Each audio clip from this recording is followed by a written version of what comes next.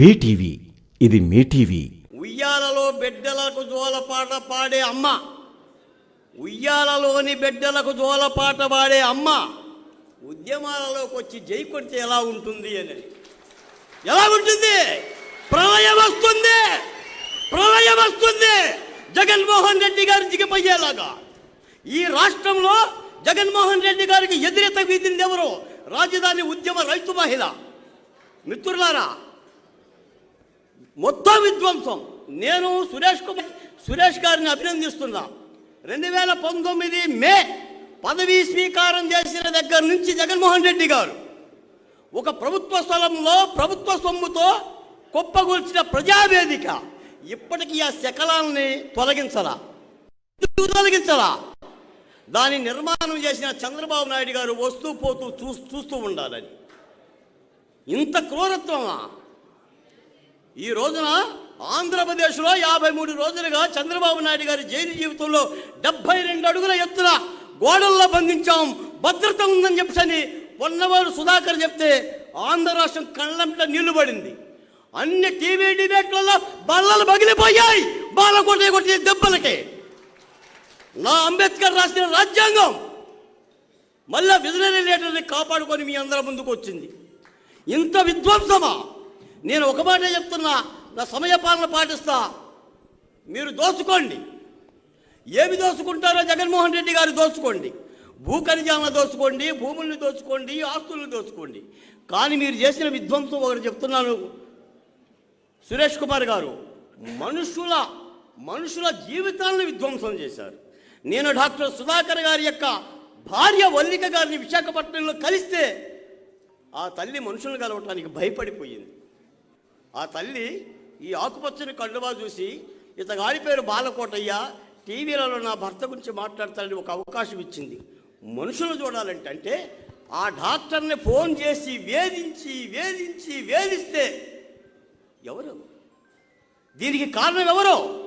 ఈ రాష్ట్ర ప్రభుత్వం కాదా? జగన్మోహన్ రెడ్డి గారి కాదా?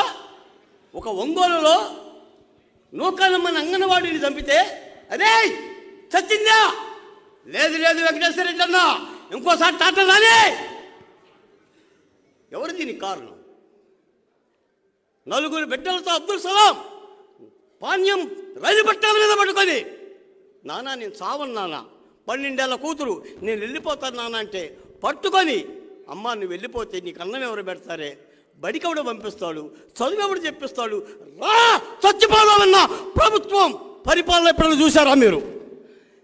16 మంది ముఖ్యమంత్రులు ఏర్పడిలో ఉమ్మడి ఆంధ్రప్రదేశ్ కానీ అవశేష ఆంధ్రప్రదేశ్ కానీ విధ్వంసం అనే పుస్తక రచన చేసిన ముఖ్యమంత్రి పరిపాలన ఎప్పుడైనా చూసారా? ఇదిగో జగన్మోహన్ రెడ్డి గారి పరిపాలన.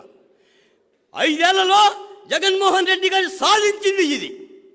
నేను చెప్పటల్లా మద్యం ద్వారా 1,50,000 కోట్ల రూపాయల విక్రయాలు చేశారని, ఇసుక అమ్మకాల ద్వారా ఏడాదికి 2,000 కోట్ల రూపాయలు అమ్మాడని నేను చెప్పడం వల్ల, విద్యుత్తు ఛార్జీల ద్వారా 8 రకాల ఛార్జీల ద్వారా ఏటా 50,000 కోట్ల రూపాయలు మన మీద భారం వేశాడని నేను చెప్పడం వల్ల, ఈ రాష్ట్రంలో గంజాయి దొరుకుతుందని నేను చెప్పడంలా, డ్రగ్స్ దొరుకుతుందని చెప్పడంలా, కోవిడ్లో మరణాలు ఎన్నో కూడా లెక్క పెట్టలేకపోయామని చెప్పి నేను చెప్పడంలా.